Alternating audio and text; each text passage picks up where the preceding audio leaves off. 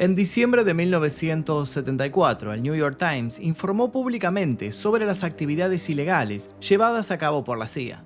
Sin muchos rodeos, hizo mención a terribles experimentos que se habrían hecho con ciudadanos estadounidenses, lo que provocó que se iniciaran investigaciones por parte del Congreso de Estados Unidos. La Comisión Rockefeller y la Comisión Church del Senado norteamericano investigaron las sospechas existentes sobre las acciones y operaciones de los servicios de inteligencia y de seguridad, además de examinar los abusos que llevó a cabo la Oficina Ejecutiva de la Presidencia estadounidense. Para 1975, estas comisiones lograron desclasificar varios archivos ocultos. En pleno apogeo de la Guerra Fría, la CIA buscaba desesperadamente cualquier ventaja para ganarle la carrera a la Unión Soviética. En este contexto había nacido el MK-Ultra, un proyecto que buscaba explorar los límites de la mente humana y desarrollar técnicas para el lavado de cerebro, los interrogatorios forzados y la manipulación de la voluntad. Según diversos informes, la CIA estaba sumamente interesada en el uso de drogas como el LSD, pero también circulaban historias sobre experimentos más oscuros y espeluznantes en laboratorios ocultos y hospitales psiquiátricos. Había varios testimonios de personas que afirmaban haber sido sometidas a pruebas inhumanas en estos y otros lugares. En medio del misterio y las confabulaciones emergió la figura de Frank Olson, un reconocido científico que trabajaba para el gobierno estadounidense y que fue una de las primeras víctimas conocidas del MK-Ultra. Olson murió en circunstancias misteriosas, después de haber sido expuesto a drogas alucinógenas y psicoactivas sin su consentimiento. Aquella ingesta pronto comenzó a cambiar su estado anímico y lo volvió paranoico. Finalmente, un día, sin mediar palabra con nadie, mientras esperaba ser hospitalizado, Frank se había levantado de su cama y se había arrojado desde un 13º piso. Su caso, aunque inicialmente fue encubierto, se convirtió en un símbolo de los horrores de este tenebroso proyecto. Pero no nos adelantemos. El MK-Ultra fue uno de los programas de la CIA más oscuros y controvertidos de la historia moderna. ¿Pero en qué consistía realmente este programa de experimentación? ¿Por qué él mismo usaba drogas psicotrópicas? Y más importante aún, ¿por qué este programa sigue siendo un tema de conspiración y misterio décadas después de su desclasificación? Tratar de dar respuestas a estas preguntas nos va a llevar hasta agosto de 1953, el día que se creó el MK-Ultra. Si bien esto sucedió hace un montón de tiempo, hoy en día existen muchísimas herramientas utilizadas para romper la seguridad de nuestros dispositivos y acceder de esa manera a nuestros datos personales para poder perjudicarnos. Por eso es muy importante estar siempre protegidos, más que nada virtualmente, y para eso, ¿qué mejor que utilizar Surfshark? Surfshark es una red privada virtual, mejor conocida como VPN, que mantiene a salvo nuestra información virtual y todo el contenido de nuestros dispositivos, ya que nos permite cifrar nuestros datos, incluso cuando nos conectamos a través de redes Wi-Fi públicas. Con Surfshark también podemos cambiar nuestra ubicación virtual, gracias a lo cual podemos acceder a diferentes beneficios, como encontrar mejores ofertas en vuelos internacionales o desbloquear las 15 bibliotecas mundiales de Netflix y utilizar servicios de streaming como BBC iPlayer, Hulu y otras plataformas restringidas en varios países. Y por si fuera poco, Surfshark también cuenta con la versión Surfshark One, que contiene funciones muy útiles como antivirus, alerta y búsqueda que brindan aún más seguridad. Si quieren seguir mi consejo, pueden bajarse Surfshark del link que figura aquí debajo en la descripción. Es www.surfshark.com/eldiaque, o si no, pueden usar también mi código, que es eldiaque al finalizar su compra, y van a obtener 4 meses extra. Además de eso, tienen una garantía de 30 días, pueden probar Surfshark durante 30 días y si al finalizar no lo usaron tanto, no les convence o lo que sea, pueden pedir el reintegro de su dinero. Así que no tienen nada que perder. Bájenlo, úsenlo y después me cuentan cómo les fue. Comencemos.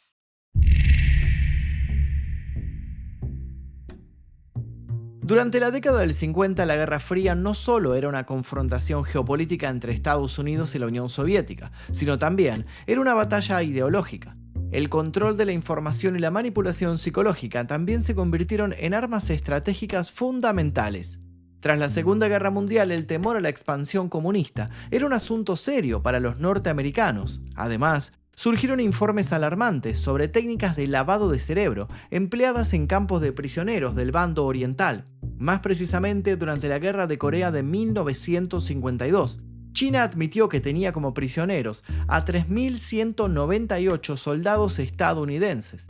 El público quedó conmocionado cuando se filtró a la prensa que algunos de aquellos presos habían confesado que los Estados Unidos usaban armas biológicas contra los norcoreanos.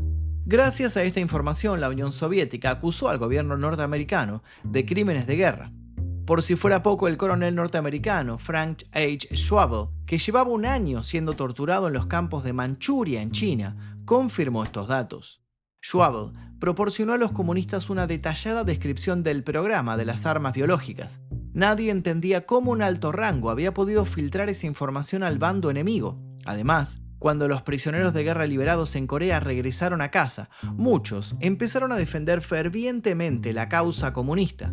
Algo extraño estaba pasando. El Servicio de Inteligencia de Estados Unidos se alarmó con estos acontecimientos y tomó una serie de medidas. Aterrorizados de que los soviéticos y los chinos hubieran desarrollado técnicas de control mental y de que sus agentes pudieran revelar información, la CIA asignó varios millones de dólares a experimentos psiquiátricos en seres humanos. Querían profundizar en las técnicas que al parecer ya utilizaban sus adversarios. Fue así que la inteligencia norteamericana desarrolló diferentes programas. Uno de ellos fue el proyecto Artichoke, que consistía en métodos de interrogatorio, que luego de su perfeccionamiento desembocaron en el proyecto Bluebird. Por aquel entonces la CIA autorizó a psiquiatras licenciados a realizar nuevos y más osados experimentos. Estos tenían la finalidad de inducir amnesia, crear múltiples personalidades y falsos recuerdos. Todos estos programas pronto se unificarían en el famoso MKUltra y nacería un nuevo nivel de paranoia.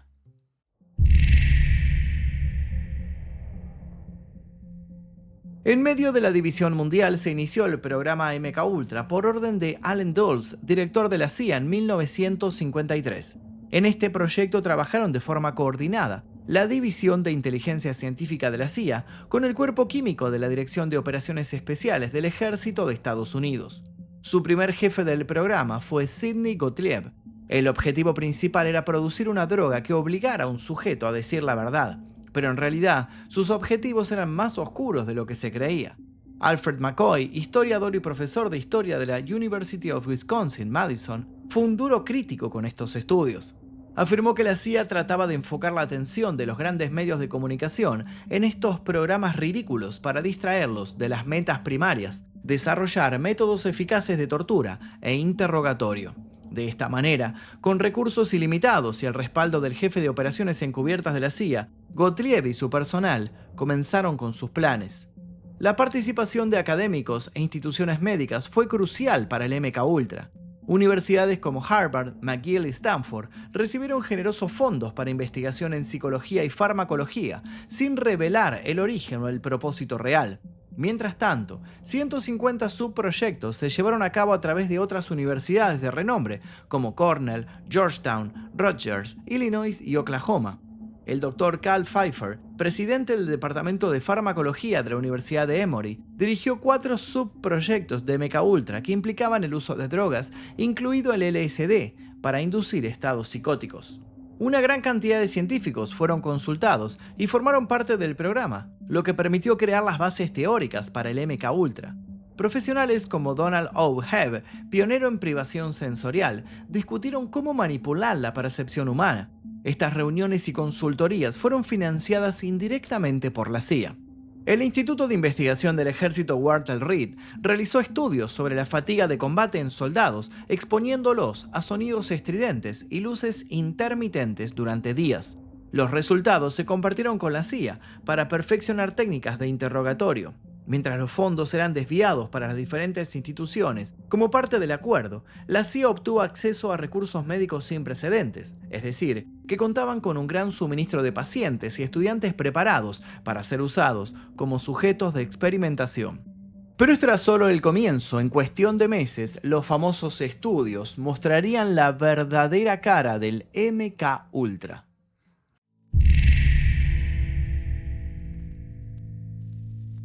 Si bien varios proyectos del MKUltra se llevaron a cabo en hospitales y laboratorios, otros se realizaron en centros clandestinos de la CIA. Sin embargo, no estaban dirigidos por médicos o científicos, sino por duros agentes federales de narcóticos. Fue en este punto donde surgió la figura de George Hunter White, un veterano de la Segunda Guerra Mundial. White estuvo a cargo de los experimentos denominados Operación Clímax de Medianoche.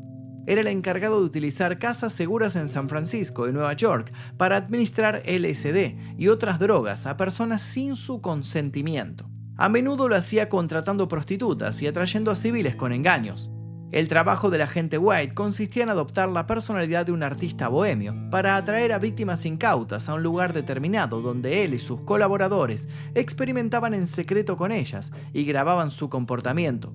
Observaban las reacciones de las víctimas a través de espejos unidireccionales, combinando el uso de drogas con situaciones de estrés psicológico o sexual, con el objetivo de estudiar técnicas de control mental e interrogatorios. El LSD era la droga predilecta para estos experimentos. La CIA la obtenía de la empresa farmacéutica Eli Lilly.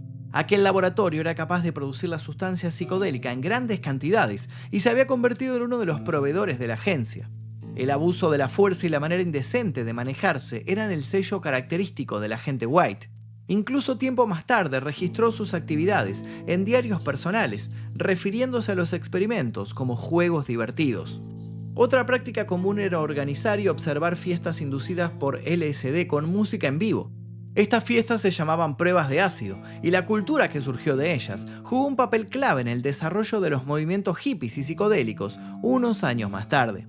Sin embargo, el servicio de inteligencia norteamericano no se conformó simplemente con eso. Había invertido mucho dinero y era inminente seguir realizando estudios y probando nuevas estrategias para someter la mente. Al poco tiempo, White comenzó a experimentar con varios de sus colaboradores y profesionales sin que ellos lo supieran. Fue el caso de Frank Olson, un químico norteamericano y especialista en aerosoles de la División de Operaciones Especiales del Cuerpo Químico del Ejército. Para finales de 1953, su misteriosa muerte produjo un gran impacto en la sociedad. Apenas unas semanas antes de su deceso, Olson había sido objeto, junto a varios de sus compañeros, de un suceso particular. Parte del equipo científico del MK Ultra fue invitado a un retiro de trabajo en una campaña junto a un lago. Allí, la segunda noche, fueron drogados con LSD, sin que ninguno lo supiera. Con el correr de los días, Frank se dio cuenta de que estaba siendo utilizado como un conejillo de indias a expensas de sus empleadores. Desde ese momento comenzó a plantearse seriamente dejar el proyecto y abandonar la CIA. Olson era un bioquímico prestigioso y con muchas décadas de servicio que de un día para el otro solicitó su destitución como jefe de operaciones. Por aquel entonces ya estaba teniendo algunos episodios de ansiedad y había desarrollado paranoia, incluso por momentos olvidaba cómo escribir. Pese a todo, sus superiores trataron de retenerlo proponiéndole tratar sus problemas psicológicos con la ayuda de un psiquiatra. El Dr. Abramson, íntimamente ligado al proyecto, aconsejó que internaran a Olson en un psiquiátrico. Según su compañero Robert Lashbrook, quien lo acompañó durante el proceso de tratamiento, Frank aceptó con buena predisposición. Poco después, Olson y Lashbrook se encontraban en un hotel esperando la hospitalización. En determinado momento, en silencio y sin mediar palabras, Olson se levantó de su cama, abrió la ventana de su cuarto y se arrojó al vacío. Estaba en el 13º piso del Statler Hotel, en pleno Manhattan. Poco después del impacto, Frank Olson murió en el lugar. Apenas tenía 43 años y se encontraba en la cumbre de su carrera. Rápidamente su trágica partida atrajo la atención de todos y es así como nuestra historia vuelve al principio.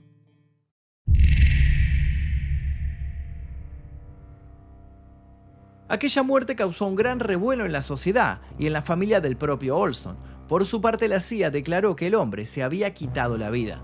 Según la investigación realizada por su familia con la ayuda de detectives y documentalistas, Olson había presenciado todo tipo de cosas siniestras en la CIA, especialmente en sus viajes por Europa. Por ejemplo, contó en sus notas privadas cómo había visto a un soldado voluntario morir echando espuma por la boca y convulsionando, todo tras que le administraran gas sarín. El salto al vacío de Olson retumbó mucho más de lo esperado. En primer lugar, propició una sanción al proyecto MK Ultra, que lo ralentizó profundamente. Sin embargo, también pareció desatar una serie de experimentos cada vez más crueles. Mediando la década del 50, algunos de los experimentos más nocivos ocurrieron en el Allan Memorial Institute en Montreal, un hospital psiquiátrico de Canadá. El hospital, conocido como el Allen, estaba bajo la dirección del escocés estadounidense Donald Ewen Cameron, quien era considerado uno de los psiquiatras más eminentes del mundo. Por aquel entonces, Cameron era el presidente de la Asociación Estadounidense de Psiquiatría. Más tarde, también se desempeñó como presidente de la Sociedad de Psiquiatría Biológica y Asociación Mundial de Psiquiatría. Los proyectos más extremos de MKUltra eran realizados por Cameron. Sus métodos combinaban el sueño inducido, los electrochoques y la conducción psíquica, bajo la cual los sujetos drogados eran torturados psicológicamente durante semanas o meses en un esfuerzo por reprogramar sus mentes. El flamante psiquiatra experimentaba con drogas paralizantes, con terapia electroconvulsiva en dosis altas y muchas veces dejaba a sus pacientes en coma inducido por largos periodos de días o semanas. En ese estado, les reproducían sonidos repetidos o instrucciones determinadas. Los sujetos de sus estudios eran personas con problemas mentales menores, como trastornos de ansiedad o depresión posparto, pero luego de pasar por sus manos, varios de ellos quedaban con daños permanentes e irreversibles en su salud.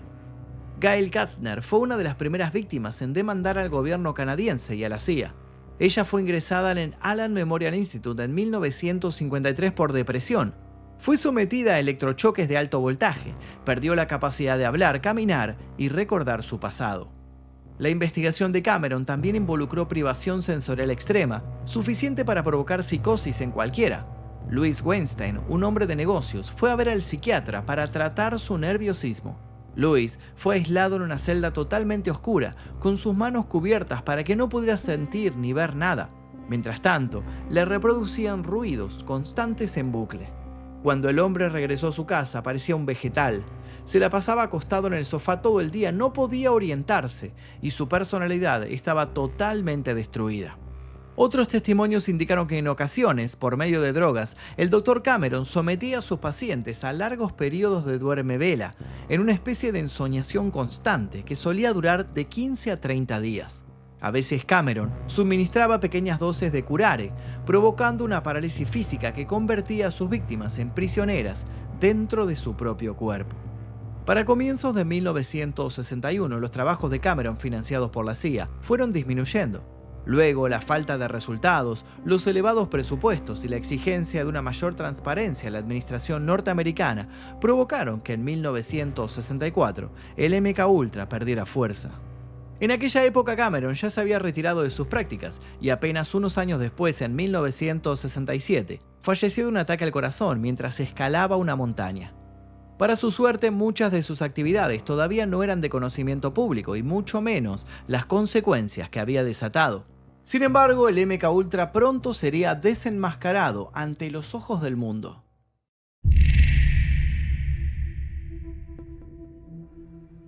Luego de la muerte de Cameron, el proyecto financiado e impulsado por la CIA continuó perdiendo terreno y a los pocos años fue cancelado, al menos de modo oficial en 1973. Ese mismo año, Richard Helms fue destituido como director de la CIA por el presidente Richard Nixon. Una de las últimas acciones de Helms al frente de la Central de Inteligencia fue destruir la mayor cantidad de documentos sobre el MKUltra. A pesar de un arduo trabajo, algo de aquella información se pudo rescatar. Para 1974, apenas 4 meses después de la renuncia de Nixon, The New York Times reveló que la CIA había actuado de modo ilegal dentro del territorio de los Estados Unidos durante los años 60. El artículo provocó que el Congreso estadounidense formara una comisión investigadora a cargo del senador Frank Church, conocida como Comisión Church, y otra comisión presidencial encabezada por el vicepresidente Nelson Rockefeller, conocida como la Comisión Rockefeller.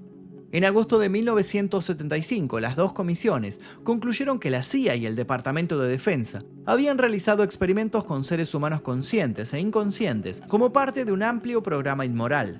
Allí se evidenció públicamente el proyecto MKUltra y su influencia sobre el control del comportamiento humano. También develaron el uso de psicofármacos como el LSD, la mescalina y otras sustancias químicas y biológicas. Recién en aquel momento la sociedad tomó conciencia sobre el programa ultra secreto de la CIA. De todos los subproyectos, acuerdos y operaciones, no quedaron más que testimonios de algunos de los afectados recogidos por la comisión. A raíz del escándalo provocado por el programa MKUltra, el gobierno de Estados Unidos prohibió la experimentación con drogas en seres humanos. También estableció el consentimiento informado por escrito y con alguien de testigo para que él mismo fuera posible. Este permiso fue ampliado a cualquier tipo de experimentación. A partir de la exposición de irregularidades en los diferentes casos, la familia de Frank Olson retomó la investigación sobre los verdaderos motivos de su muerte. Gracias a unos detectives, pudieron determinar que el forense que revisó a Frank había encontrado pruebas de golpes en el cráneo diferentes a los de la caída. Estos golpes podrían haber dejado a Olson inconsciente antes de ser arrojado por la ventana. Por lo tanto, se abría la posibilidad de un homicidio. La CIA y el gobierno estadounidense nunca aceptaron el hecho oficialmente. De todas maneras, indemnizaron a la familia por una suma de $750.000. En 1977, una solicitud a la Ley por la Libertad de Información permitió descubrir y desclasificar un fondo con 20.000 documentos relacionados con MKUltra, que condujo a nuevas audiencias en el Senado ese mismo año. Como era de imaginarse, más allá de lo sabido, las teorías de la conspiración no tardaron en aparecer.